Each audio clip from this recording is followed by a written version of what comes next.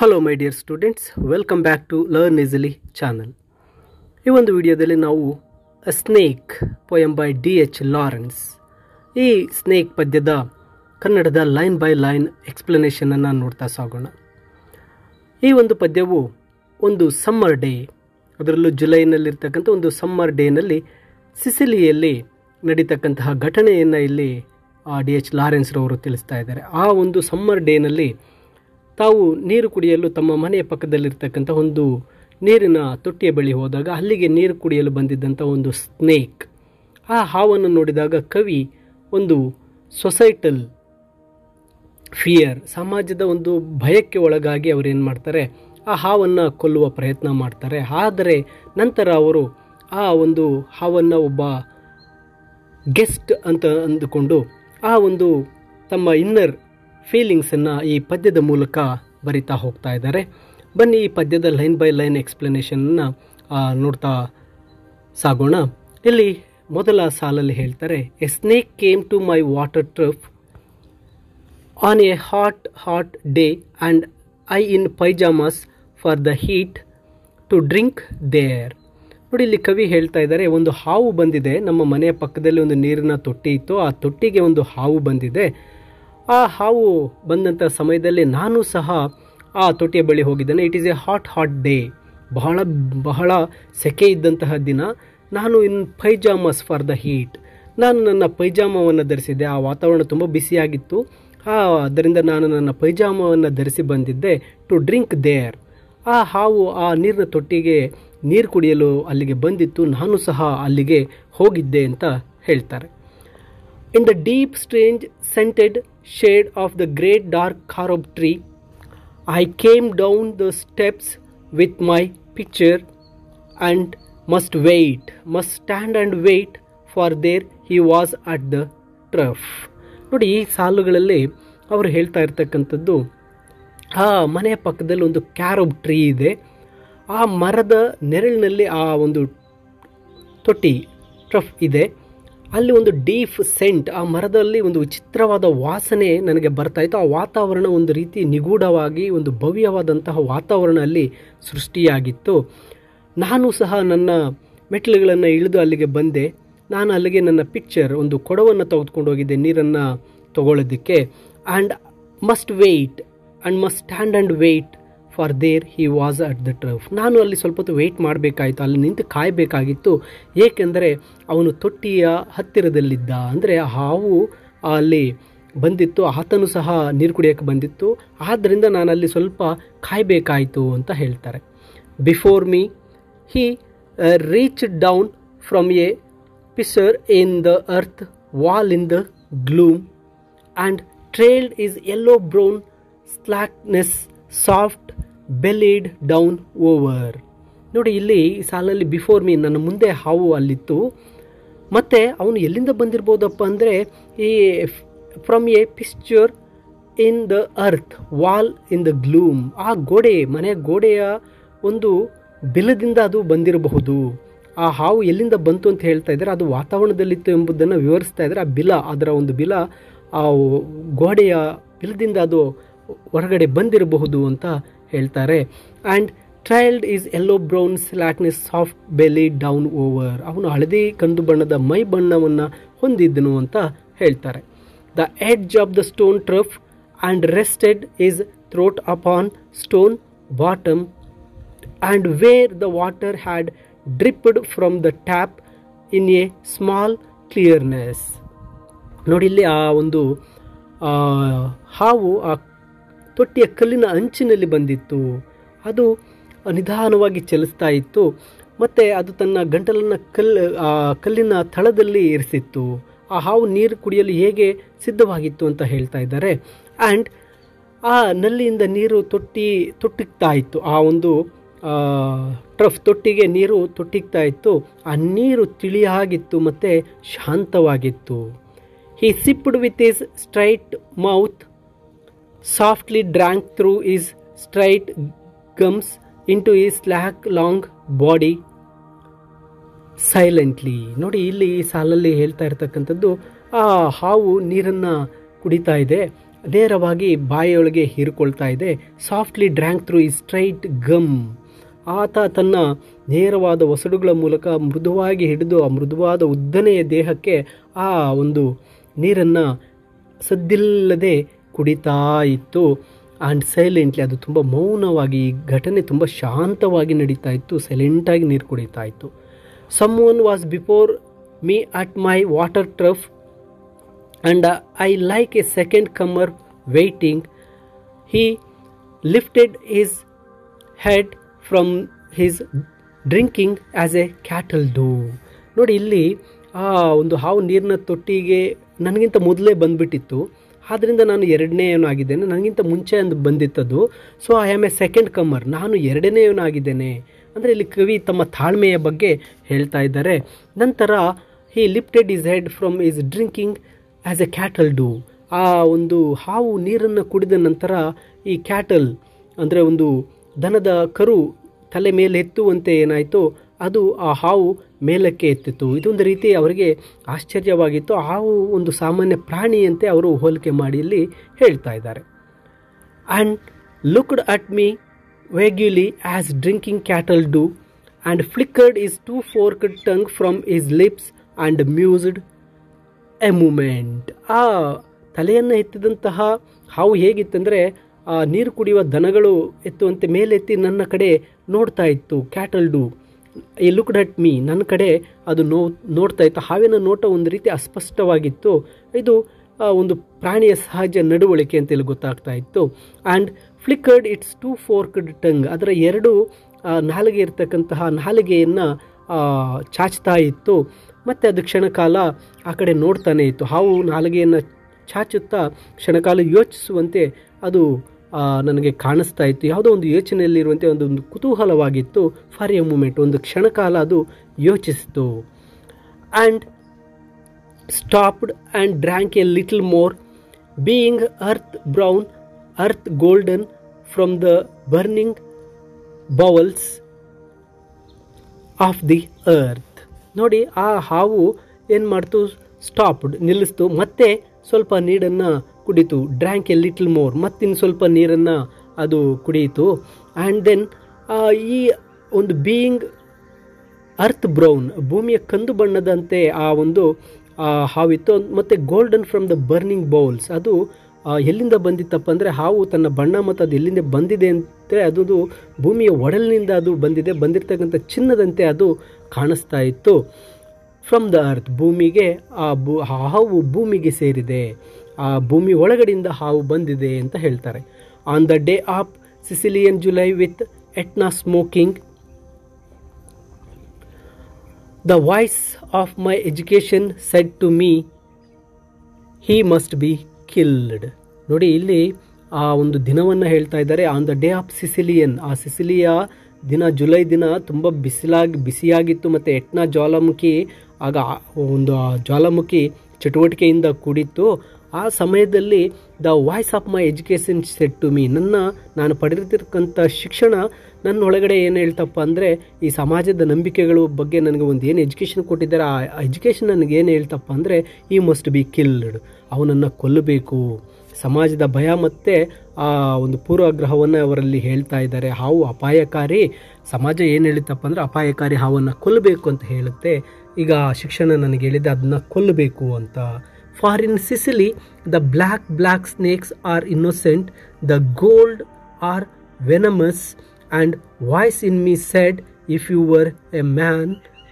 ನೋಡಿ, ಇಲ್ಲಿ ಈ ಸಾಲಲ್ಲಿ ಹೇಳ್ತಾ ಇದ್ದಾರೆ, ಈ ಸಿಸಿಲಿಯಲ್ಲಿ ಕಪ್ಪು ಹಾವುಗಳು ಏನೂ ಮಾಡೋದಿಲ್ಲ, ಅವೆಲ್ಲ ಗೋಲ್ಡ್, ಅವೆಲ್ಲ ಮುಗ್ಧವಾದ ಹಾವುಗಳು. ಆದರೆ ಈ ಗೋಲ್ಡ್ ಬಣ್ಣದ ಹಾವುಗಳಿದ್ದಾವಲ್ಲ, ಆರ್ ವೆನಮಸ್, ಅವು ವಿಷಪೂರಿತ ಹಾವುಗಳು, ಅವುಗಳನ್ನು ಕೊಲ್ಲಬೇಕು. ನನ್ನ ಒಳಗಡೆನ ವಾಯ್ಸ್ ಸೆಡ್ ಟು ಮೀ, ನನ್ನ ಒಳಗಡೆನ ಆ ಧ್ವನಿ, ನನ್ನ ಎಜುಕೇಷನ್, ಈ ಸಮಾಜ ಹೇಳಿರ್ತಕ್ಕಂಥದ್ದು ನನಗೆ ಹೇಳ್ತು, if you are a man, ನೀನೊಬ್ಬ ಮನುಷ್ಯನಾಗಿದ್ದರೆ ನೀನು ಏನು ಮಾಡಬೇಕು, ಆ ಸಂಪ್ರದಾಯವನ್ನು ನೀನು ಫಾಲೋ ಮಾಡಬೇಕು, ನಿನ್ನ ಎಜುಕೇಷನನ್ನು ಫಾಲೋ ಮಾಡಬೇಕು.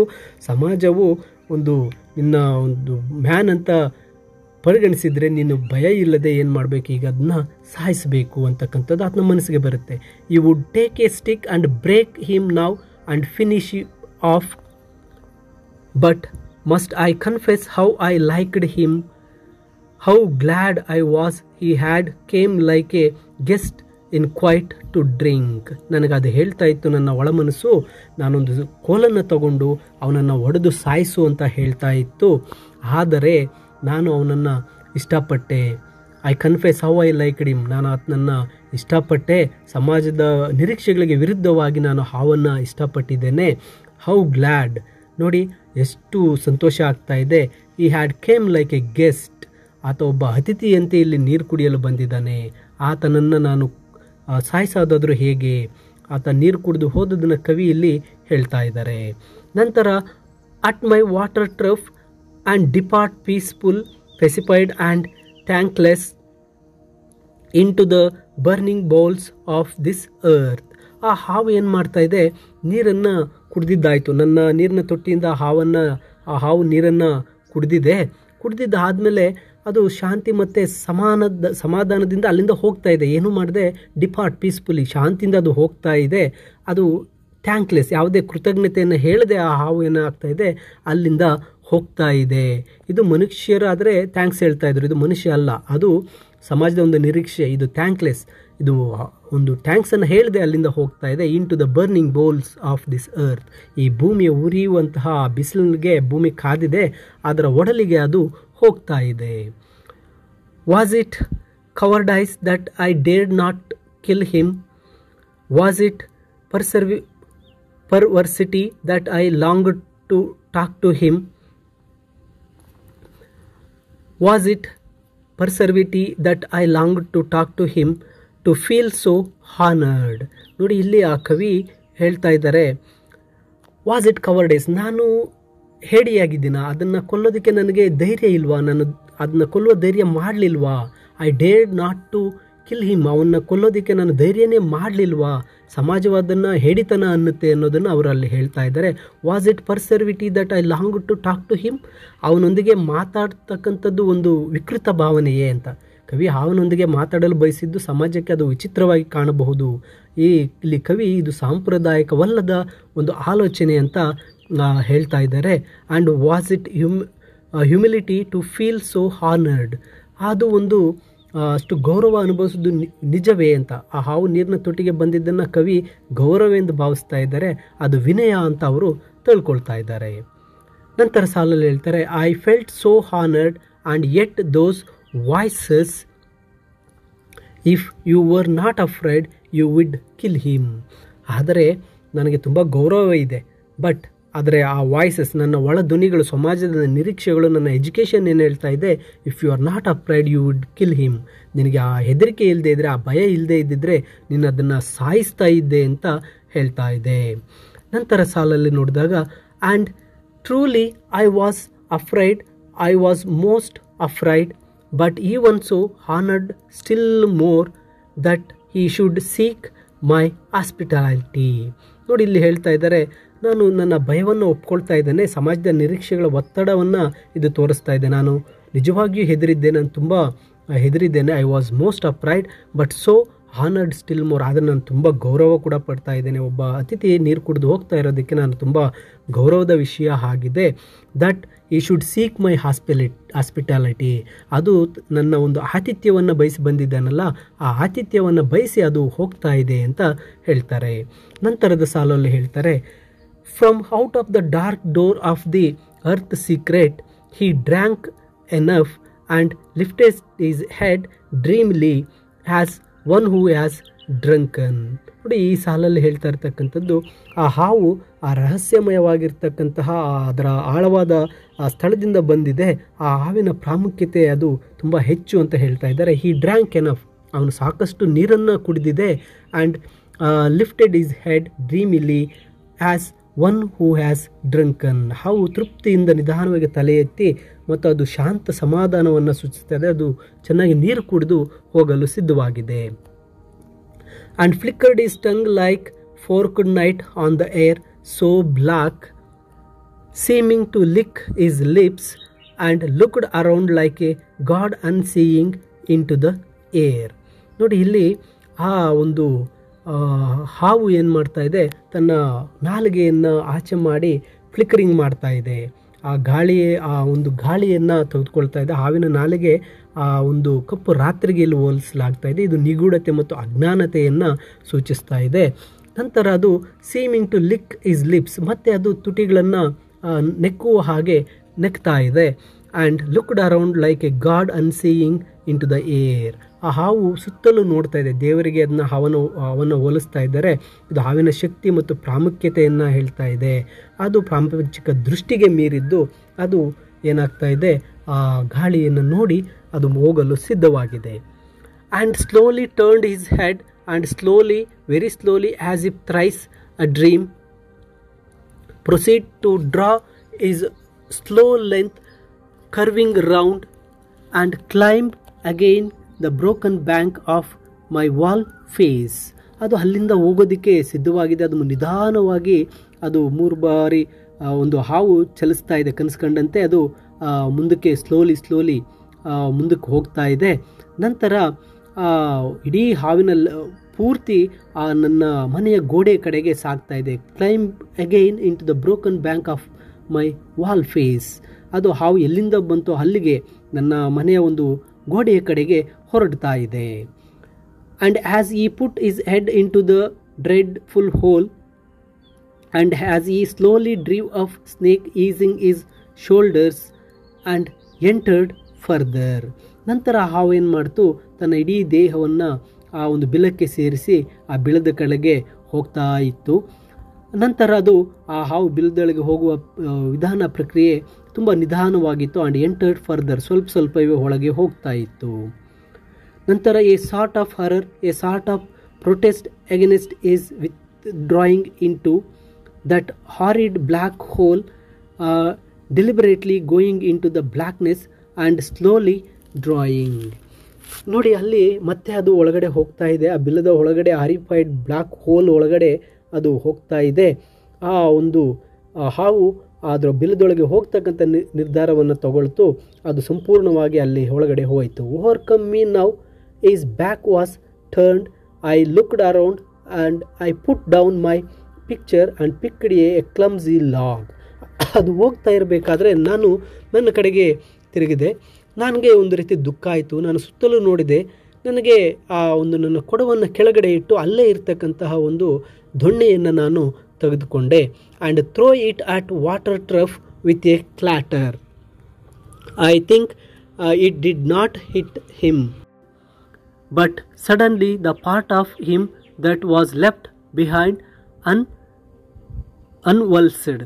ನೋಡಿ, ಇಲ್ಲಿ ಆ ಕವಿ ಹೇಳ್ತಾ ಇದ್ದಾರೆ, ನಾನು ಒಂದು ಕ್ಲಮ್ಸಿ ಲಾಗ್ ಅನ್ನು ಎತ್ಕೊಂಡೆ, ನಾನು ಅದರ ಕಡೆಗೆ ಬೀಸಿದೆ, ಅದು ನೀರಿನ ತೊಟ್ಟಿಗೆ ಎಸೆದೆ, ಅದು ಅದಕ್ಕೆ ಬೀಳಲಿಲ್ಲ, ಅಂದರೆ ಹಾವಿಗೆ ಏನೂ ಆಗಲಿಲ್ಲ. ಆದರೆ ಇದ್ದಕ್ಕಿದ್ದಂತೆ ಆ ಹಾವಿನ ಪೂರ್ತಿ ದೇಹ ನಡುಗಿತು ಅಂತಕ್ಕಂಥದ್ದನ್ನ ಹೇಳ್ತಾರೆ. ಮತ್ತು ಇನ್ ಆ್ಯನ್ ಅನ್ಡಿಗ್ನಿಫೈಡ್ ಹ್ಯಾಸ್ಟ್, ಅದು ಅವಮಾನಕರ ಅಂತ ಅನ್ನಿಸ್ತು. ಹಾವು ಅಲ್ಲಿ ಹೊರಡಿತು ಅಂತ ಹೇಳ್ತಾ ಇದ್ದಾರೆ. ನಂತರ writhed like lightning and was gone into the black hole, the earth lipped picture in the wall front. ಆ ಹಾವು ಏನಾಯಿತು, ಅದು ಬಂದಿದ್ದಂತಹ ಆ ವಾಲ್ನ ಬಿಲದೊಳಕ್ಕೆ ಅದು ಲೈಟ್ನಿಂಗ್ ಸ್ಪೀಡಲ್ಲಿ ಹೊರಟು ಹೋಯಿತು ಅಂತ ಹೇಳ್ತಾರೆ. At which in the intense still noon I stared with fascination and immediately I regretted it. ಇಲ್ಲಿ ಹೇಳ್ತಾ ಇದ್ದಾರೆ, ನಾನು ಆ ಒಂದು ಹಾವಿಗೆ ಎಸೆದೆ, ಇದು ಮಧ್ಯಾಹ್ನದ ಬಿಸಿಲಿನಲ್ಲಿ ಆ ಹಾವನ್ನೆಲ್ಲ ನೋಡಿದೆ, ಆದರೆ ಅದನ್ನು ಎಸೆದ ನಂತರ ನನಗೆ ಒಂದು ರೀತಿ ಪಶ್ಚಾತ್ತಾಪ ಆಯಿತು. ನಿಜವಾಗಲೂ ನಾನು ಅದನ್ನ ಮಾಡಬಾರ್ದಾಗಿತ್ತು ಅಂತ ನನಗೆ ಅನ್ನಿಸ್ತು. I thought how paltry, how vulgar, what a mean act. I despised myself and the voices of my accursed human education and I thought of the albatross. ನೋಡಿ, ಇಲ್ಲಿ ಅವರು ಹೇಳ್ತಾ ಇದ್ದಾರೆ, I thought what a paltry and vulgar, what a mean act. ನಾನು ಎಂತಹ ಕೆಲಸ ಮಾಡಿಬಿಟ್ಟೆ, ಎಂಥ ಕೀಳು ಕೆಲಸ, ಎಂತಹ ಅಸಭ್ಯವಾದಂಥ ಕೆಲಸ ಮಾಡಿಬಿಟ್ಟೆ, ಛೇ ಅಂತ ಅಂದ್ಕೋತಾರೆ. ಐ ಡೆಸ್ಪೈಸ್ಡ್ ಮೈ ಸೆಲ್ಫ್, ನನ್ನನ್ನು ನಾನೇ ಒಂದು ರೀತಿ ಶಾಪಗ್ರಸ್ತ ವ್ಯಕ್ತಿ, ಈ ಒಂದು ಸಮಾಜದ ಶಿಕ್ಷಣದ ಧ್ವನಿಗಳು ನನ್ನನ್ನು ಈ ರೀತಿ ಮಾಡಿಬಿಡ್ತು ಅಂಥೇಳಿ ಆತ ಮನಸ್ಸಲ್ಲೇ ಅಂದ್ಕೋತಾರೆ. And I thought of albatross. ಇಲ್ಲಿ ಆಲ್ಬರ್ಟ್ರೋಸ್ ಅಂತಕ್ಕಂಥ ಹಕ್ಕಿಯ ಬಗ್ಗೆ ನಾನು ನೆನೆಸ್ಕೊಂಡೆ. ಆಲ್ಬರ್ಟ್ರೋಸ್ ಹಕ್ಕಿ ಆ ಒಂದು ತಪ್ಪಿತಸ್ಥ ಮನಸ್ಸಿನ ಸಂಕೇತವಾಗಿರುತ್ತೆ. ಆ ಕಥೆಯನ್ನು ಇಲ್ಲಿಗೆ ತಮಗೆ ಹೋಲಿಸ್ಕೋತಾರೆ. And I wished he could come back my snake. And I wished he could come back my snake. ಮತ್ತೆ ನಾನು ಅದನ್ನು ವಿಶ್ ಮಾಡಿಕೊಂಡೆ, ಆ ಹಾವು ಮತ್ತೆ ನನಗೆ ಬರಲಿ. ಆ ಹಾವಿನೊಂದಿಗೆ ಒಂದು ಬಲವಾದ ವೈಯಕ್ತಿಕ ಸಂಪರ್ಕವನ್ನು ಅನುಭವಿಸ್ತಾರೆ. ಮತ್ತು ಅವನು ಹಿಂತಿರುಗಿ ಬರಬೇಕು ಅಂತ ಹೇಳಿ ಅವರು ಬಯಸ್ತಾರೆ. For he seemed to me again like a king in exile, uncrowned in the underworld, now due to be crowned again. ಆ ಹಾವನ್ನು ಏನಂತ ಅಂದ್ಕೋತಾ ಇದ್ದಾರೆ ಅಂದರೆ, ಆ ಹಾವನ್ನು ಒಬ್ಬ ರಾಜನಿಗೆ ಹೋಲಿಸ್ತಾ ಇದ್ದಾರೆ. ಅದರ ಒಂದು ಪ್ರಾಮುಖ್ಯತೆಯನ್ನು ಹೇಳ್ತಾ ಇದ್ದಾರೆ. ಈ ಸೀಮ್ಡ್ ಲೈಕ್ ಅಗೇನ್ ಕಿಂಗ್, ಒಬ್ಬ ರಾಜನಿಗೆ ಹೋಲಿಸ್ತಾ ಇದ್ದಾರೆ. Like a king in exile uncrowned the underworld. ಅಂದರೆ ಹಾವು ತನ್ನ ನಿಜವಾದ ಸ್ಥಾನದಿಂದ ಅಂಡರ್ ವರ್ಲ್ಡಿಂದ ಈ ಕಡೆ ಬಂದಿತ್ತು. ಆ ಒಬ್ಬ ರಾಜ ಆತ ಅಂಥೇಳಿ ಆ ರಾಜನಿಗೆ ಹೋಲಿಸ್ತಾ ಇದ್ದಾರೆ. ನಾವು due to be crowned again. ಆ ಹಾವು ಮತ್ತೆ ನನ್ನ ಮರಳಿ ಅದರ ಸ್ಥಾನಕ್ಕೆ ಹೋಗಿದೆ. ಆತ ಮತ್ತೆ ಕ್ರೋನ್ಡ್ ಅಂದರೆ ಮತ್ತೆ ಸಿಂಹಾಸನವನ್ನು ಪಡಿತಾನೆ, ಅಲ್ಲಿ ಮರುಸ್ಥಾಪನೆ ಆಗುತ್ತೆ ಅಂತ ಹೇಳ್ತಾ ಇದ್ದಾರೆ. And so I missed my chance with one of the lords of life and I have something to expiate a pettiness. ನೋಡಿ, ಇಲ್ಲಿ ಕೊನೆಯ ಸಾಲಿನಲ್ಲಿ ಅವರು ಹೇಳ್ತಾ ಇದ್ದಾರೆ, ನಾನು ಆ ಒಂದು ಲಾರ್ಡ್, ಆ ದೇವರು, ಆ ಪ್ರಭುವಿನೊಂದಿಗೆ ಒಂದು ಅವಕಾಶವನ್ನು ನಾನು ಕಳ್ಕೊಂಡೆ. ಅಂದರೆ ಇಲ್ಲಿ ಹಾವನ್ನು ಕೊಲ್ಲದಿರುವ ಮೂಲಕ ತಮ್ಮ ಪ್ರಮುಖ ಅವಕಾಶವನ್ನು ಕಳೆದುಕೊಂಡೆ ಅಂತ ಅವರು ಭಾವಿಸ್ತಾ ಇದ್ದಾರೆ. ಆ ಹಾವನ್ನು ಲಾರ್ಡ್ ಅಂತ ಹೇಳ್ತಾ ಇದ್ದಾರೆ. And of life and I have something to expiate. ಈ ಒಂದು ತಮ್ಮ ತಪ್ಪಿಗೆ ಪಶ್ಚಾತ್ತಾಪವನ್ನು ಪಡ್ತಾ ಇದ್ದಾರೆ. ಹಾವು ಜೀವದ ಪ್ರಮುಖ ಶಕ್ತಿಯನ್ನು ಇಲ್ಲಿ ಪ್ರತಿನಿಧಿಸ್ತಾ ಇದೆ. ನಾನು ತುಂಬ ತಪ್ಪು ಮಾಡಿದೆ ಅಂತ ಪಶ್ಚಾತ್ತಾಪವನ್ನು ಪಟ್ಕೋತಾ ಇದ್ದಾರೆ. ಎ ಪಿಟಿನೆಸ್, ನಾನು ಮಾಡಿದ್ದು ಒಂದು ಕ್ಷುಲ್ಲಕತನ, ಈ ಒಂದು ಕ್ಷುಲ್ಲಕ ಕೆಲಸ, ಎಂಥ ತಪ್ಪು ಮಾಡಿದೆ ಅಂತ ಹೇಳಿ D.H. ಲಾರೆನ್ಸ್ ರವರು ಪಶ್ಚಾತ್ತಾಪವನ್ನು ಪಟ್ಕೋತಾ ಇದ್ದಾರೆ. ಮೈ ಡಿಯರ್ ಸ್ಟೂಡೆಂಟ್ಸ್, ಈ ಒಂದು ಪೊಯಮ್ನ ಫುಲ್ ಸಮರಿಯನ್ನು ಇಲ್ಲಿ ಹೇಳಿರ್ತೇನೆ. ಹಾಗೆ ಇದರ ಒಂದು ಇಂಗ್ಲೀಷ್ ಸಮರಿ PDF ವಿಡಿಯೋದ ಡಿಸ್ಕ್ರಿಪ್ಷನಲ್ಲಿದೆ, ಡೌನ್ಲೋಡ್ ಮಾಡಿ ನೀವು ಓದಬಹುದಾಗಿರುತ್ತೆ. ಹಾಗೂ ಈ ವಿಡಿಯೋನ ನೋಡಿದ್ದಕ್ಕೆ ಎಲ್ಲರಿಗೂ ಥ್ಯಾಂಕ್ಸ್. ಹಾಗೂ ಈ ವಿಡಿಯೋ ಇಷ್ಟ ಆದರೆ ನೀವು ನಿಮ್ಮ ಸ್ನೇಹಿತರಿಗೂ ಸಹ ಈ ವಿಡಿಯೋನ ಶೇರ್ ಮಾಡಿ ಅಂತ ಹೇಳ್ತಾ ಎಲ್ಲರಿಗೂ ಧನ್ಯವಾದಗಳು.